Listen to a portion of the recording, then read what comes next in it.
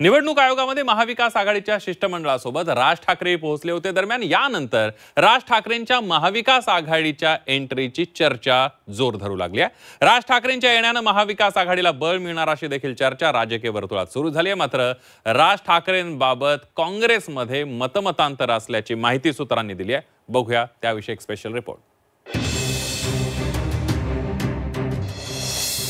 राज ठाकरेंची एंट्री महाविकास आघाडीला बळ मिळणार?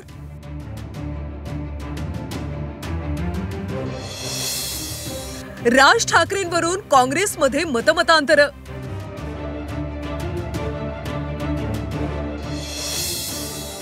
राज ठाकरे महाविकास आघाडीसोबत जाणार? उद्धव ठाकरे आणि राज ठाकरेंचं मनोमिलन झाल्यानंतर लवकरच ठाकरे बंधूंच्या युतीची घोषणा होण्याची शक्यता आहे। मात्र दुसरीकडे मनसे महाविकास आघाडीमध्ये समाविष्ट होणार का असाही प्रश्न निर्माण होतोय।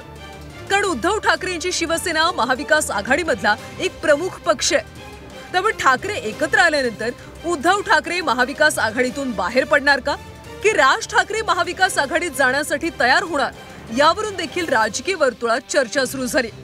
मात्र आज महाविकास आघाडीच्या शिष्टमंडळासोबत राज ठाकरेंनी निवडणूक आयोगाला बेधडकपणे सवाल केले। त्यामुळे महाविकास आघाडीमध्ये एक नवचैतन्य पाहायला मिळाले। तसंच राज ठाकरेंमुळे महाविकास आघाडीला बळ मिळणार अशीही चर्चा सुरू झाली आहे। राज ठाकरे जर महाविकास आघाडीत आले तर बळ मिळेल, परंतु ते संख्याबळ बहुमतापर्यंत जाईल असं चित्र दिसत नाही। त्याचं कारण आहे राज ठाकरे आणि शिवसेनेची ताकद ही समसमान आहे। या अर्थाने म्हणतो की त्यांची मराठी मतं आहेत, ती मराठी मतं एकाच उमेदवाराला पडतील असं नाही। कारण ही जी निवडणूक आहे ती निवडणूक ही महानगरपालिकेची निवडणूक आहे। राज ठाकरेंना महाविकास आघाडीमध्ये घेण्यावरून काँग्रेसमध्ये मतमतांतर असल्याची चर्चा आहे। एक गट राज ठाकरेंना सोबत घेण्यासाठी सकारात्मक आहे, तर दुसरा गट हा विरोधात असल्याची माहिती सूत्रांकडून मिळते। दरम्यान आजही महाविकास आघाडीच्या शिष्टमंडळात हर्षवर्धन सपकाळ गैरहजर होते।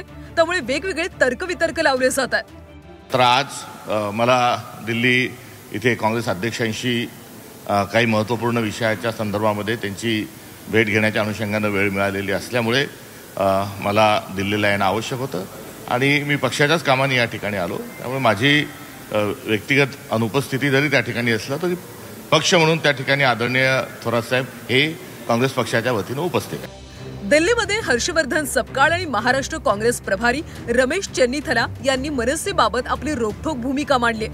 मनसेकडून अद्याप कोणताही प्रस्ताव आला नसल्याचं हर्षवर्धन सपकाळांनी म्हटलं, तर मनसेला महाविकास आघाडीत घेण्याबाबत कोणतीही चर्चा झाली नसल्याचं चेन्नीथलांनी म्हटलंय। नवीन यामध्ये इंडिया अलायन्समध्ये कोणाला त्या संदर्भात चर्चा करायची असेल, या ठिकाणी त्याच्यात समावेश करून घ्यायचा असेल तर राष्ट्रीय पातळीवर, म्हणजे राष्ट्र म्हणजे काही दिल्ली पातळीवरच नुसतं नव्हे तर त्याच्यात देशभरातले त्याचे अनेक लोक आहेत। त्यामुळे काही काँग्रेसच्याच हा कन्व्हेनरची भूमिका एक मोठा भाऊ या नात्यानं काँग्रेस जरी करत असला तरी या सगळ्या इंडिया अलायन्सच्या सर्व जो काही घटक पक्ष आहे यांच्यासोबत नवीन पक्ष एखादा जोडण्याच्या अनुषंगानं ह्या राष्ट्रीय स्तरावर याबाबतचा निर्णय होईल। हमने एमएनएस के साथ हमारा कोई अलायंस नहीं है, हमने इसके बारे में बात भी नहीं किया है। हमसे कोई भी बोला भी नहीं इसके बारे में। हमारे महायुति में, हमारे महाविकास आघाड़ी में कांग्रेस है, एनसीपी है और यूबीटी है, और कोई पार्टी के शामिल करने का कोई बातचीत नहीं हुआ है। जो पेपर्स में जो रिपोर्ट आ रहे हैं उसमें हमारे से कोई मतलब नहीं। तर दुसरीकडे काँग्रेसला सोबत घेण्याची राज ठाकरेंची इच्छा असल्याचं विधान संजय राऊतांनी केलं होतं। राऊतांच्या या विधानानंतर मनसेमध्ये नाराजी देखील पाहायला मिळाली होती। यानंतर राऊतांनी थेट राज ठाकरेंना मेसेज करत केलेल्या वक्तव्यासंदर्भात स्पष्टीकरण सुद्धा दिलं होतं। आता मी तुमच्या माहितीसाठी ब्रेकिंग न्यूज देतो। येस, तेच आम्हाला स्वतः राज ठाकरे यांची इच्छा आहे। अरे वा, की आपल्याला महाविकास आघाडीतला घटक पक्ष असलेला काँग्रेसला सुद्धा सोबत घेणं गरजेचं आहे, ही त्यांची एक भूमिका आहे।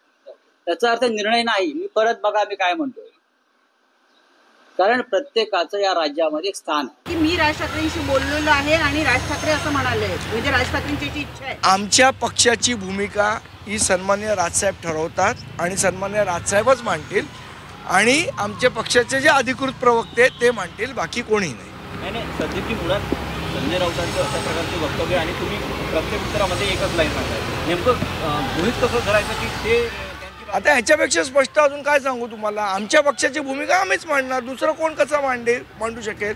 आगामी पालिका निवडणुकीत ठाकरे बंधू एकत्रित निवडणुकीच्या मैदानात उतरण्याची शक्यता आहे.